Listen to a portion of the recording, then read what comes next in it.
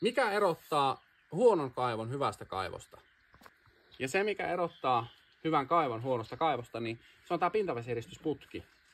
Eli käytännössä se estää pintavesien ja tästä rautaputkesta irtoavan ruosteen pääsyn tänne kaivoon. Ja sen huomaa ihan maussa. Ja se myös ruostuttaa sen muoviputken ja vesipumpun. Ja siihen muodostuu sellainen ruosteinen lima koko matkalle.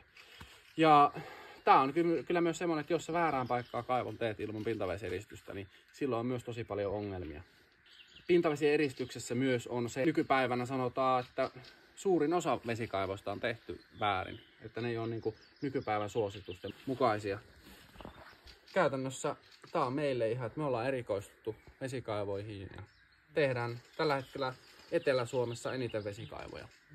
Meidän kautta saat myös jäätymättömät rosterivesipostit, betonirenkaat, vaakavedot vietynä talolle ja myös huollot, painehalkaisut. Kaikki mitä vesikaivoihin tarvitsee, niin ne saa meiltä. Tää on tosi suosittu ollut meille tämmönen mökkikaivo esimerkiksi. Eli tässä on rosteriputki 3 vartin kierteellä. Siellä saa puutarhaletku. Se valuttaa talvella nuo vedet tuonne kaivoon takaisin, eli ei jäädy. Jäätymätön kaivo.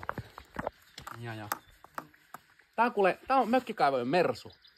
Ja onhan se mökkielämän luksusta, kun on tällainen kaivo. Ei tarvitse kanniskella vettä mistään kaupasta tai näin. Mutta jos tarvit kaivoa, on sama onko se porakaivo, maalämpökaivo, suurkohteet, kerrostalot, kaikki onnistuu. Kaikki onnistuu ja puhistukset, painehalkaisut.